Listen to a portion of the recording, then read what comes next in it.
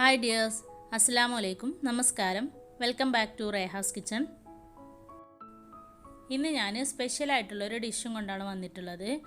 Microgreen വെച്ചിട്ടാണ് ഞാൻ ഈ ഡിഷ് ഉണ്ടാക്കിയിട്ടുള്ളത്. മൈക്രോഗ്രീൻ എന്ന് പറഞ്ഞാൽ ഇപ്പോൾ എല്ലാവർക്കും അറിയായിരിക്കും. നമുക്ക് വീടിനകത്ത് വെച്ച് തന്നെ വളർത്തിയെടുക്കാൻ പറ്റുന്ന ഇലച്ചെടികളാണ്. അപ്പോൾ പയർവർഗ്ഗങ്ങളുടെയൊക്കെ വിത്ത് മുളപ്പിച്ചിട്ട് അത് നമുക്ക് മണ്ണില്ലാതെയോ അല്ലെങ്കിൽ മണ്ണിലോ നമുക്ക് കുഴിച്ചിട്ടിട്ട് വീട്ടിനകത്ത് വെച്ചിട്ട് തന്നെ വളർത്തിയെടുക്കാം.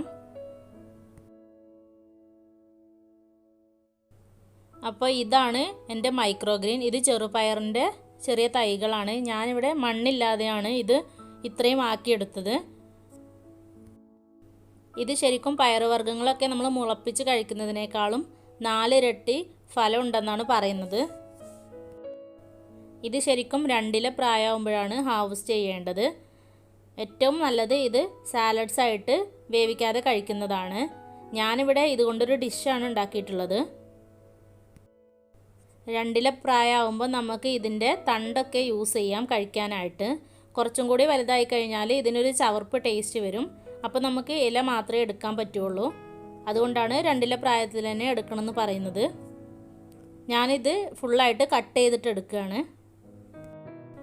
ഇതാ ഇതുപോലെ ഇതിൻ്റെ വേര് മാത്രം ഒഴിവാക്കിയാൽ മതിയാവും. ബാക്കിയെല്ലാം നമുക്ക് ഡിഷിലേക്ക് എടുക്കാം.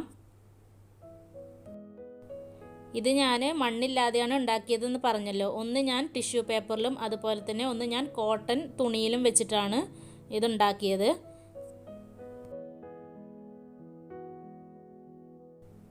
അപ്പോൾ ഇനി നമുക്ക് ഇതെല്ലാം കൂടെ ഒന്ന് കട്ട് ചെയ്തിട്ടെടുക്കാം.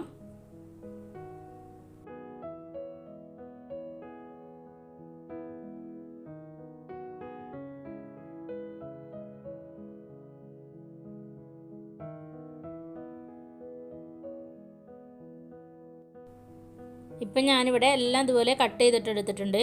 ഇനി ഇത് നന്നായിട്ടൊന്ന് കഴുകിയതിന് ശേഷം ചെറുതായിട്ടൊന്ന് കട്ട് ചെയ്തെടുക്കാം. അപ്പോൾ ഞാൻ ഈ മൈക്രോഗ്രീൻ ഫുള്ളായിട്ട് കട്ട് ചെയ്ത് കൊണ്ടുവന്നിട്ടുണ്ട്. ഇനി നമുക്ക് കുക്കിംഗ് തുടങ്ങാം. ഇനി ഒരു പാൻ ചൂടാക്കിയിട്ട് അതിലേക്ക് 2 ടേബിൾ സ്പൂൺ വെളിച്ചെണ്ണയാണ് ഞാൻ ഒഴിച്ചു കൊടുത്തത്. എന്നിട്ട് അതിലേക്ക് 1 ടീസ്പൂൺ കടുക് ഇട്ട് കൊടുക്കാം. ഇനി കടുക് ഒന്ന് പൊട്ടി വരുമ്പോൾ അതിലേക്ക് ചെറുതായി അരിഞ്ഞിട്ടുള്ള ഒരു മീഡിയം സൈസുള്ള സവാള ഇട്ട് കൊടുക്കാം.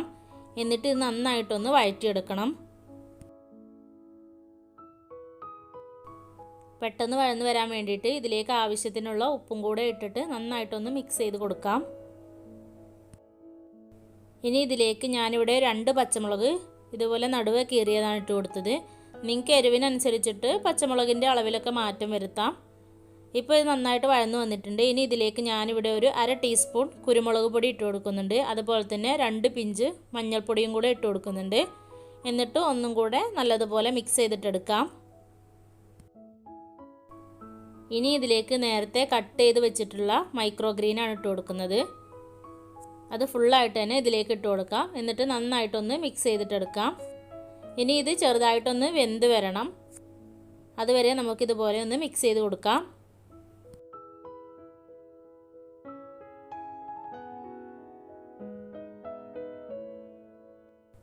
ഇപ്പോൾ ഒരു 2 മിനിറ്റ് കഴിഞ്ഞിട്ടുണ്ട്. ഇത് അത്യാവശ്യം ഒന്ന് വെന്ത് കിട്ടിയിട്ടുണ്ട്.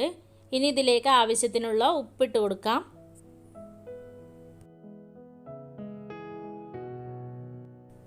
ഇത് വേവിച്ചിട്ട് ഇങ്ങനെ തന്നെ കഴിക്കാൻ നല്ല ടേസ്റ്റാണ്. ഞാനിതിലേക്ക് ഒരു 2-3 മുട്ടയും കൂടെ പൊട്ടിച്ചൊഴിക്കുന്നുണ്ട്.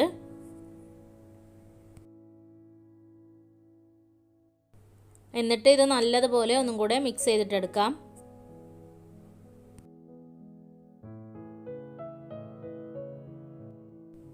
ഇനി ഈ മുട്ട നന്നായിട്ടൊന്ന് ഡ്രൈ ആക്കിയിട്ടെടുക്കണം.